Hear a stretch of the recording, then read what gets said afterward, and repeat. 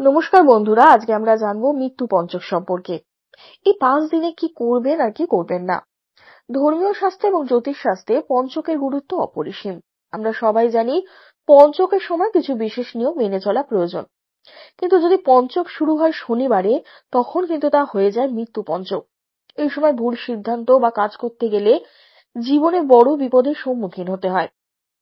আজকের এই ভিডিওটিতে আমরা বিস্তারিতভাবে জানবো মৃত্যু পঞ্চক কি, এর প্রভাব এবং এই সময় কি কি করা উচিত এবং কি কি করা উচিত নয়।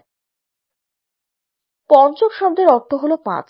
এটি এমন একটি সময় যখন 5টি বিশেষ নক্ষত্রের মিলন ঘটে: ধনিষ্ঠা, শতবিশা, পূর্ব ভাদ্রপদ, উত্তর ভাদ্রপদ এবং রেবতী।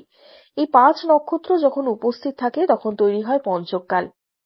এটি তখনই বিশেষভাবে অশুভ হয় যখন এই পঞ্চক শনিবার থেকে শুরু হয়। এর ফলে একে বলা হয় মৃত্যু পঞ্চক। এই সময় চাঁদের প্রভাব পৃথিবীর উপর বাড়তে থাকে এবং তা মানসিক, শারীরিক এবং আর্থিক ক্ষেত্রে নেতিবাচক প্রভাব ফেলে। স্বাস্থ্য অনুসারে পঞ্চকের সময় যে কোনো ভুল কাজ করলে তার ক্ষতিকর প্রভাব 5 গুণ পর্যন্ত বেড়ে যেতে পারে।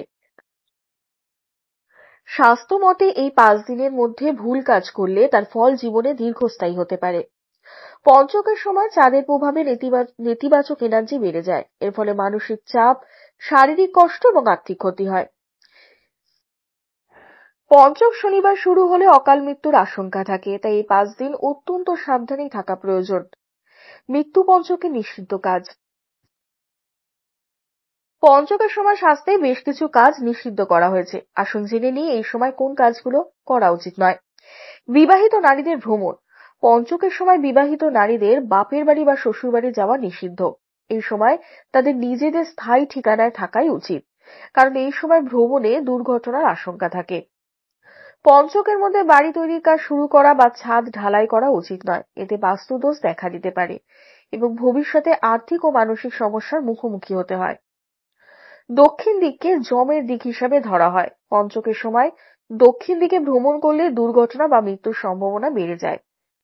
এই সময় নতুন কোনো জিনিস কেনা বা বাড়িতে আনা উচিত নয়, কারণ এটি নেগেটিভ এনার্জি বাড়িতে বয়ে নিয়ে আসে। যদি পঞ্চকের মধ্যে পরিবারে কেউ মারা যায়, তবে শেষকৃত্যের সময় আটা দিয়ে 5টি পুতুল তৈরি করে সেই পুতুলগুলি মৃতদেহের সঙ্গে দাহ করতে হয়। এই পদ্ধতি না মানলে বাড়ির অন্য সদস্যদের অকাল মৃত্যুর আশঙ্কা থাকে। যদিও পঞ্চকের সময় অনেক কাজ নিষিদ্ধ, তবে এই সময় কিছু বিশেষ করণীয় রয়েছে। ঘরে গঙ্গা জল ছিটিয়ে পবিত্রতা বজায় রাখুন। নেগেটিভ এনার্জি দূর করার জন্য প্রতিদিন সন্ধ্যায় প্রদীপ জ্বালান। শ্রীমদ্ ভগবদ গীতা বা শিব চন্দ্রধার পাঠ করুন। সম্ভব হলে নিরামিষ খাবার খান এবং শুদ্ধাচারে দিন কাটান। পরিবারের সবাই মিলে ধ্যান বা প্রার্থনার মাধ্যমে ইতিবাচক শক্তি আহ্বান করুন।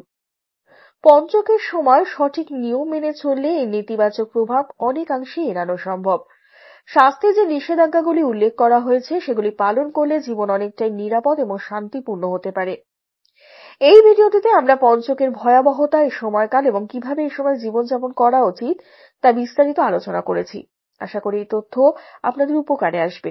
যদি এই ভিডিওটি ভালো লেগে থাকে তাহলে অবশ্যই লাইক, শেয়ার এবং সাবস্ক্রাইব করুন। আপনার মতামত জানাতে ভুলবেন না।